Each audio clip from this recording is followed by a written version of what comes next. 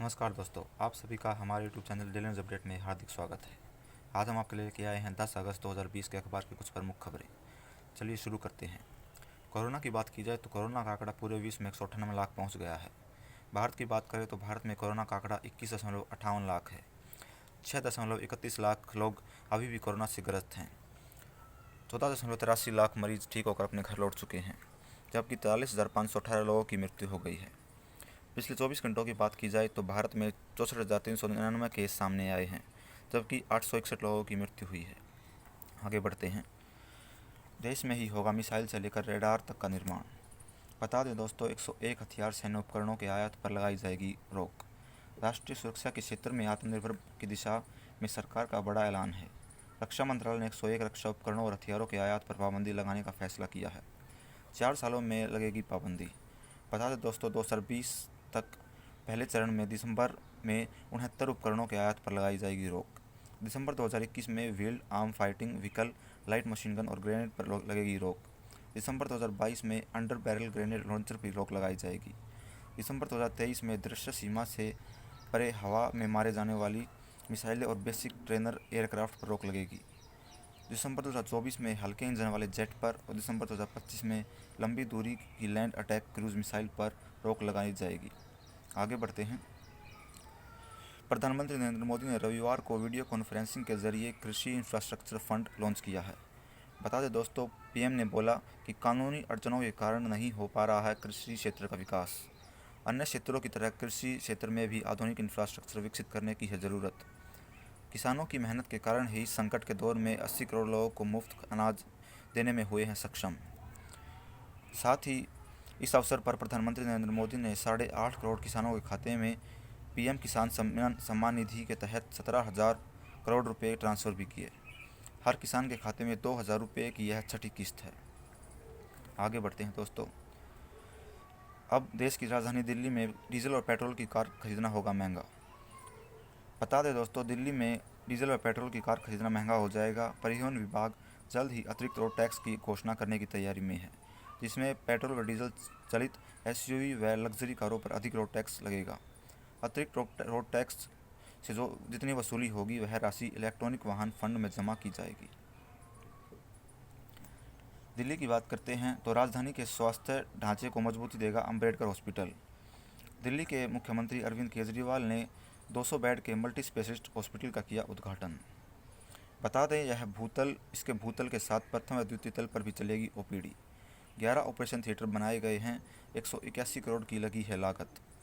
202 वाहनों की पार्किंग की गई व्यवस्था। 2 सीवर ट्रीटमेंट प्लांट भी बेसमेंट में बनाए गए। 800 मरीज प्रतिदिन ओपीडी में दिखाए जा सकेंगे। आगे बढ़ते हैं। मनीष सिसोदिया का बयान। दिल्ली के उप मुख्यमंत्री मनीष सिसोदिया ने कहा कि दिल्ली का शिक्षा बोर्ड अगले साल से होगा क्रियाशाली। आगे बढ़ते हैं। दिल्ली में निगम चुनाव के पहले संगठित मजबूत करने के लिए जुटी है आप सरकार। बता दें दोस्तों, आम आदमी पार्टी ने दिल्ली में नगर निगम में से भाजपा को राज से हटाने के लिए कमर कस ली है। इसके तहत रविवार को दिल्ली में पार्टी के विभिन्न वरिष्ठ पदों पर पदाधिकारी की नियुक्ति की गई। दिल्ली विश्वविद्यालय की ओपन बुक परीक्षाएं आज से होगी शुरू। दिल्ली विश्वविद्यालय की ओपन बुक परीक्षाएं सोमवार से शुरू होने जा रही है। दिल्ली यूनिवर्सिटी के सभी अंतिम वर्ष के छात्रों के लिए यह परीक्षा का आयोजन है। ये परीक्षाएं 31 अगस्त तक चलेगी। इसकी जानकारी छात्रों को डेटशीट के जरिए दे दी गई है। डेटशीट दिल्ली यूनिवर्सिटी की वेबसाइट पर भी उपलब्ध है। मुठभेड़ के बाद एटीएम उखाड़ने वाले गिरोह का बदमाश को दबोचा गया। दिल्ली पुलिस की स्पेशल सेल ने रविवार देर शाम दक्षिणी दिल्ली में मुठभेड़ के बाद एटीएम उखाड़ने वाले गिरोह के एक बदमाश को गिरफ्तार कर लिया है। युवक कांग्रेस के स्थापना दिवस पर रोजगार दो अभियान किया शुरू। भारतीय युवक कांग्रेस के स्थापना दिवस पर रविवार को रोजगार दो अभियान आरंभ किया गया है। दिल्ली में भर्ती 1/3 मरीज बाहरी। दिल्ली के स्वास्थ्य मंत्री सत्येंद्र जैन का मानना है कि दिल्ली में भर्ती 1/3 मरीज बाहरी हैं। एनसीआर के लोगों को कि दिल्ली में जांच से बढ़े हैं नए मामले। बता दें, दिल्ली में पिछले 24 घंटों में 1300 नए मामले सामने आए हैं। राज्य चाहेंगे तो 15 अगस्त से बाद शुरू हो पाएगी अंतर्राज्यीय बस सेवा। दिल्ली से दूसरे राज्यों के लिए बस सेवा 15 अगस्त के बाद शुरू हो सकती है। दिल्ली सरकार अंतर्राज्यीय बस सेवा शुरू करने के लिए कोरोना की हालात की समीक्षा कर रही है। हालांकि यह बस सेवा तभी शुरू की जाएगी जब दूसरे राज्य भी सहमत होंगे। 1/4 प्रोफेसरों के भरोसे है हिबास।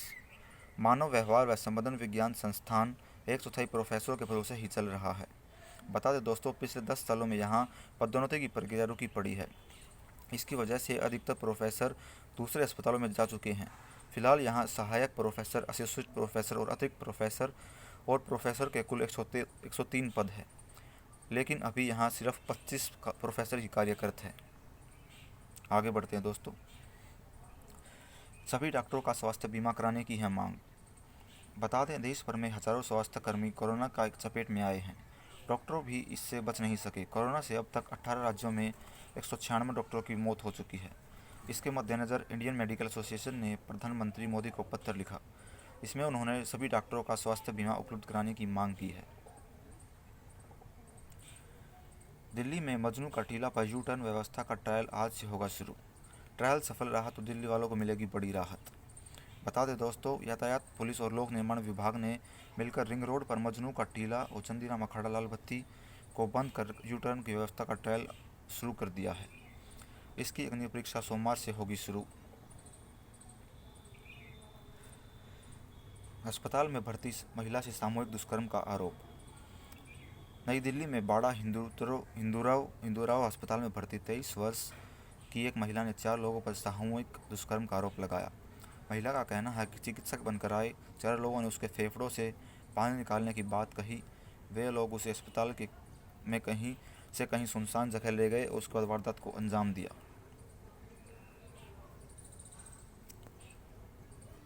मौसम विभाग ने सोमवार और बुधवार के लिए जारी किया ऑरेंज अलर्ट। झमाझम बारिश से दिल्ली की गर्मी से मिली राहत। दुष्कर्म पीड़ित बालिका की हालत अब भी गंभीर। बता दें, पश्चिम बिहार इलाके में हुआ दुष्कर्म से पीड़िता बच्ची एम्स में भर्ती है। एम्स में भर्ती दुष्कर्म पीड़ित बालिका के मस्तिष्क में सूजन कम नहीं हो रही। इसकी वजह से अब न्यूरो सर्जरी विभाग की आईसीयू में भर्ती है। डॉक्टर दवा से सूजन कम करने की कोशिश कर रहे हैं।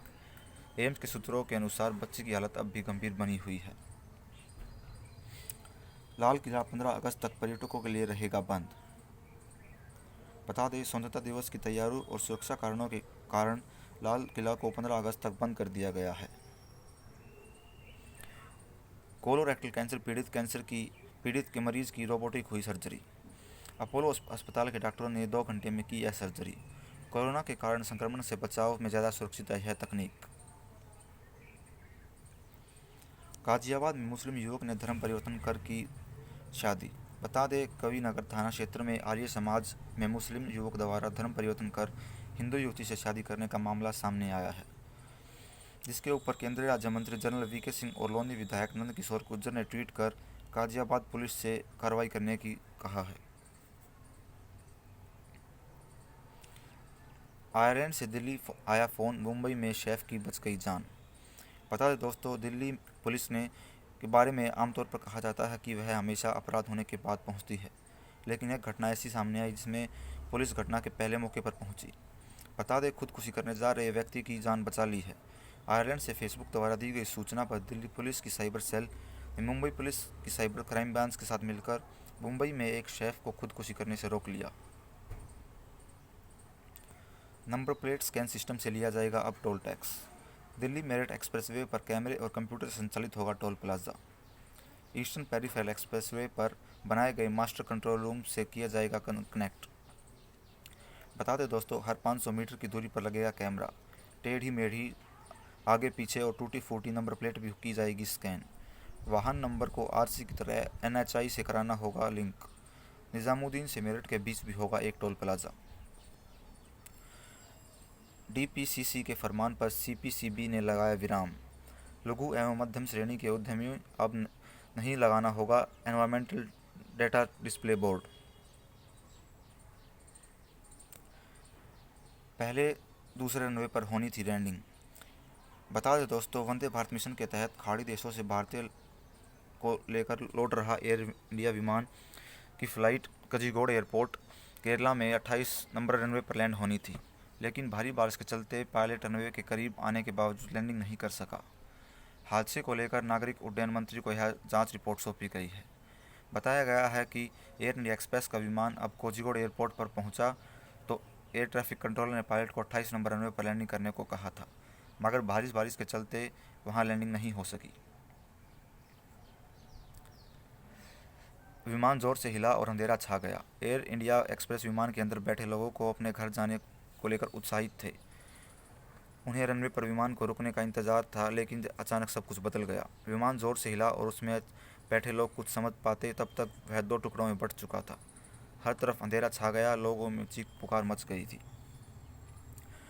ईडी ने रिया के भाई से की 18 घंटे की पूछताछ। बता दें, सुशांत सिंह राजपूत मामले में ईडी ने रिया चक्रवर्ती के भाई शैविक चक्रवर्ती से करीब 18 घंटे पूछताछ की है।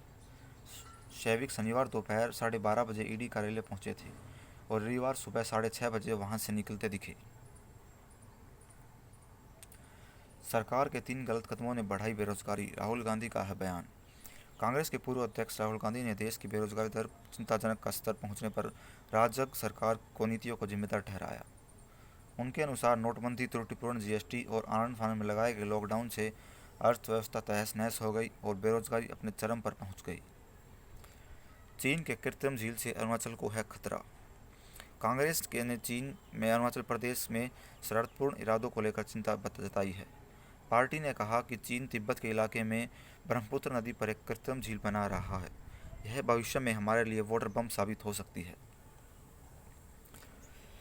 सुशांत सिंह राजपूत मामले में शिवसेना सांसद संजय राउत ने कहा कि अभिनेता के अपने पिता से ही नहीं थे अच्छे संबंध। गांधी के सत्याग्रह के साथ मोदी का है स्वच्छग्रह। अंग्रेजों के खिलाफ राष्ट्रपिता महात्मा गांधी के सत्याग्रह से प्रेरित प्रधानमंत्री मोदी ने गंदगी के खिलाफ स्वच्छग्रह की पूरी झलक देखते हुए राजघाट पहुंचना चाहिए। यहाँ तैयार राष्ट्रीय स्वच्छता केंद्र में इसकी सफलता के विभिन्न पड़ावों को आधुनिक आकार दिया गया है। बता दें, 15 अगस्त 2014 को प्रधानमंत्री द्वारा लाल किले से स्वच्छ भारत अभियान का ऐलान किया गया था। पीएम के खिलाफ मुस्लिमों को भड़काने की साजिश ने बढ़ाई है चिंता। देश में मुस्लिमों को प्रधानमंत्री मोदी के खिलाफ भड़काने और अलग मुल्क के लिए संघर्ष करने के लिए आज अनजान नंबरों से लोगों को कॉल आ रही हैं। राजधानी दिल्ली सहित विभिन्न शहरों के लोगों को पास ऐसी कॉल आ रही हैं। इसमें कहा जा रहा है कि प्रधानमंत्री को 15 अगस्त को तिरंगा फहराने से रोका जाए। मोदी सरकार बाबरी मस्जिद की जगह राम मंदिर बनाकर देश को हिंदू राष्ट्र बनाना चाहती है। हमें मिलकर मुसलमानों के लिए अलग मुल्क के लिए संघर्ष करना होगा। आगे बढ़ते हैं दोस्तों। स्कूलों से 50 मीटर तक जंक फूड की बिक्री पर लगेगी रोक। जीताराम मांझी का बयान, हिंदू भी जलाए शव नहीं बल्कि उसे दफनाए। मीटू आंदोलन के बाद सर्वाधिक मिली शिकायतें। नगा संगठनों ने पीएम से की राज्यपाल की शिकायत। 2 प्रभावशाली नगा संगठनों ने प्रधानमंत्री नरेंद्र मोदी से नागालैंड के राज्यपाल आर.एन. रवि की शिकायत की है। आगे बढ़ते हैं दोस्तों। दिखने लगा चीनी वस्तुओं के देश व्यापार बहिष्कार का असर। इस वर्ष किसी भी महीनों में नहीं हुई आयात में बढ़ोतरी। बता दें, कोरोना काल के कारण इस वर्ष चीन से होने वाली आयात पिछले वर्ष के मुकाबले काफ़ी कम रही, लेकिन अप्रैल में यह गिरावट और तेज़ हो गई। इस वर्ष मई जून में वास्तविक नियंत्रण रेखा एलएसी पर चीन से तनातनी के बाद चीनी सामान के खिलाफ बने माहौल के निर्यात के उल्लेखनीय कमी आई है। मैप के तहत सब सीबीडीटी के नए दिशा निर्देश हुए जारी। आयकर विभाग ने कहा कि भारतीय टैक्स अधिकारी सीमा पार टैक्स विवादों के मामलों में वैधानिक अपील संस्था आईटीएटी के रेजोल्यूशन आदेश पर टिके रहेंगे। एनजीटी के आदेश के बाद आरा मिल मालिक पहुंचे कोर्ट। उत्तर प्रदेश में आरा मिलों को लाइसेंस रद्द होने का है मामला। सुप्रीम कोर्ट में सुनवाई मंगलवार को। नए कौशल का विकास करते रहना होगा, प्रवीण राय।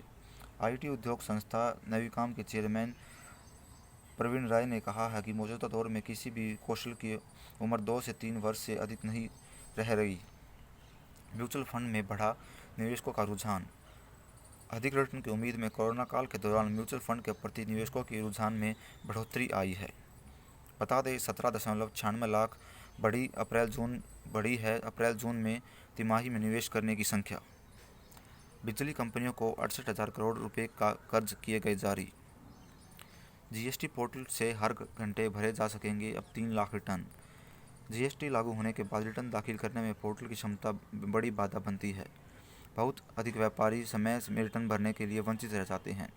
अब पोर्टल की क्षमता दोगुनी कर दी गई है, जिससे हर घंटे 3 लाख कारोबारी अपना रिटर्न दाखिल कर सकेंगे। सोनिया गांधी अभी भी बनी रहेंगी कांग्रेस की अध्यक्ष। बता दें, कांग्रेस के शिक्षण नेतृत्व को लेकर अभी तक कांग्रेस कोई फैसला नहीं लिया गया। सोनिया गांधी अंतरिम अध्यक्ष का कार्यकाल पूरा होने के बाद भी पार्टी की कमान संभाले रखेगी। नितिन गडकरी ने उत्तर प्रदेश बिहार के लिए मांगे हैं 2 साल। बता दें, राष्ट्रीय व्यापारी दिवस के अवसर पर बोले केंद्रीय मंत्री नितिन गडकरी, बन रहे 22 ग्रीन हाईवे दिल्ली या गुजरात से दक्षिण भारत माल ले जाने में होगा आसान। फोन टैप किए जाने से गहलोत खेमे के कई विधायक हैं नाराज। बता दें, राजस्थान में कांग्रेस के 19 विधायकों की बगावत के चलते सरकार बचाने के लेकर जूझ रहे सीएम अशोक गहलोत के सामने नई मुसीबत उत्पन्न हो गई है। जैसलमेर के सूर्यगढ़ होटल में ठहरे उन विधायकों की सूची सोशल मीडिया पर वायरल हो रही है, जिनके कथित रूप से फ़ोन टैपिंग किए जा रहे हैं। गहलोत खेमे में शामिल इन विधायकों ने हंगामा खड़ा कर दिया है। देश में एक दिन में 7 लाख से अधिक नमूनों की गई है जांच। देश में हर मिनट हो रहा 500 टेस्ट। अब तक 2 करोड़ 41 लाख से ज़्यादा नमूनों का हो चुका प्रशिक्षण। गृह मंत्री अमित शाह के स्वास्थ्य में हुआ सुधार। तिरुमला तिरुपति देवस्थम के 743 कर्मचारी हुए कोरोना संक्रमित। आंध्र प्रदेश के कोविड केयर सेंटर में लगी आग, 10 मरीजों की हुई मौत। इस माह के अंत तक शुरू हो जाएगा राम मंदिर का निर्माण। बता दें, प्रस्तावित मंदिर में 360 फीट लंबा, 235 फीट चौड़ा और 161 फीट ऊंचा है। इसमें 1 शिखर और 6 उप शिखर हैं। यह 3 तल का होगा और प्रत्येक तल पर 106 स्तंभ हैं के हिसाब से 318 कुल स्तंभ होंगे। भारत ने नेपाल को दिए 10 वेंटिलेटर। कोविड-19 के कहर को देखते हुए भारतीय सेना की ओर से नेपाली सेना को 10 वेंटिलेटर दे दिए गए हैं। नेपाल के प्रधानमंत्री केपी शर्मा ओली ने फिर छेड़ा अयोध्या राग, बनाएंगे राम मंदिर। उन्होंने कहा कि असली अयोध्या नेपाल के चिवतन स्थित माड़ी नगर पालिका के क्षेत्र में है। मायावती का बयान, सत्ता में रहते क्यों नहीं लगवाई गई परशुराम की प्रतिमा। खेल से संबंधित जानकारी देखते हैं दोस्तों। आईपीएल की तैयारी में जुटे हैं भारतीय खिलाड़ी। तारीख की घोषणा होते ही खिलाड़ियों ने कसी है कमर। मैदान पर अभ्यास करते दिखाई दिए प्रमुख खिलाड़ी। इंग्लैंड के स्टार ऑलराउंडर बेन स्टोक्स पारिवारिक कारणों के कारण पाकिस्तान के खिलाफ 3 मैचों की टेस्ट सीरीज के बीच हट गए हैं। सौरव गांगुली का बयान, वीवो के हटने से आईपीएल पे कोई वित्तीय संकट नहीं आएगा। आईसीसी बोर्ड बैठक आज, चेयरमैन पद पर होगी चर्चा। चेयरमैन पद की नामांकन प्रक्रिया को दिया जाएगा अंतिम रूप। हाल ही में पद से कार्यमुक्त हुए शशांक का खोजा जाएगा नया विकल्प। चकदे एक्सप्रेस के सामने फिटनेस कायम रखने की है चुनौती। बता दें, महिलाओं के 50 ओवर के विश्व कप को 1 साल आगे बढ़ा देने से भारतीय तेज गेंदबाज झूलन गोस्वामी की राह हुई कठिन। बीसीसीआई सैयद मुश्ताक अली ट्रॉफी के साथ 19 नवंबर से संभावित तारीख के साथ घरेलू सत्र की शुरुआत करने की योजना बना रहा है। पैरा लिफ्टर अखिलेश की नौकरी पर लटकी है तलवार। पदक जीतने पर डीएचबीवीएन ने मिली थी ग्रुप सी की नौकरी। खेल विभाग नहीं दे रहा ग्रेडेशन का सर्टिफिकेट। नापोली को हराकर बार्सिलोना क्वार्टर फाइनल में पहुंचा। यूएफए चैंपियंस लीग में बार्सिलोना की जीत में मेसी ने दागा गोल। बायरन म्यूनिख ने इंग्लिश टीम चेल्सी को दी है शिकस्त। मोहन बागान फुटबॉल टीम के पूर्व कप्तान मन्नी तोम्बी का हुआ निधन। राजस्थान के खेत में संदिग्ध हालत में मिले 11 पाकिस्तान विवासितों के शव। सभी एक ही परिवार के सदस्य। जहरीले पदार्थ के सेवन की है आशंका। पूरे देश में एनआरसी लागू करने की मांग को लेकर शीर्ष अदालत में याचिका दर्ज। अवैध ढंग से हो रहे विदेशियों के खिलाफ कार्रवाई करने का केंद्र का निर्देश की अपील। मतदाता सूची के किसी का नाम शामिल करने से पहले तय होगी उसकी नागरिकता। शांति वार्ता की राह खुली, छोड़े जाएंगे तालिबान के 400 कैदी। 19 साल से युद्धग्रस्त अफगानिस्तान में शांति वार्ता जल्द शुरू करने की अफगान परिषद लोया जिरगा के तालिबान के 400 खुखार आतंकियों को छोड़ने की सहमति दे दी है। पाकिस्तान से आज़ादी के लिए बलोच और सिंधी साथ आए। महात्मा गांधी के पहने हुए चश्मे को ब्रिटेन में होगी अब नीलामी। जनसंख्या नियंत्रण को लेकर सुनवाई पर नज़र। बता दें, भारत में प्रतिदिन करीब 70,000 से और 1 मिनट में औसतन 51 बच्चे जन्म ले रहे हैं। एफटीएफ से मुठभेड़ में मुख्तार का शूटर राकेश पांडे हुआ ढेर।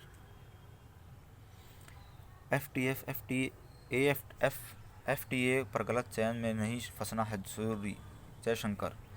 ट्विटर ने टिकटॉक को खरीदने की इच्छा जाहिर की। बता दें, ट्विटर ने चीनी ऐप टिकटॉक के अमेरिकी ऑपरेशन को खरीदने के लिए इसका मालिकाना हक रखने वाली कंपनी बायडांस से संपर्क किया है। सिंधु जल समझौते की बैठक वाघा बॉर्डर पर करने पर अड़ा है पाकिस्तान। कश्मीर में भाजपा के एक और नेता पर आतंकी हमला, हालत है गंभीर। पूंछ में घुसपैठ में नाकाम आतंकी हुए ढेर। भारतीय सेना ने रविवार को सुबह पूंछ जिले के कृष्ण घाटी सेक्टर में नियंत्रण रेखा पर आतंकी घुसपैठ की बड़ी साजिश को नाकाम कर दिया। उत्तर प्रदेश में हर मेडिकल कॉलेज के आईसीयू में दोगुने किए जाएंगे बेड। उत्तर प्रदेश के मुख्यमंत्री योगी आदित्यनाथ का बयान। अब गौतम बुद्ध को भारतीय बताए जाने पर नेपाल हुआ खफा। विदेश मंत्री जयशंकर ने बताया था महानतम भारतीय। आज के लिए बस इतना ही। आपका दिन शुभ हो। धन्यवाद। अगर आपको हमारा काम पसंद आया हो तो हमारी वीडियो को लाइक करें, शेयर करें और चैनल को सब्सक्राइब कर लें।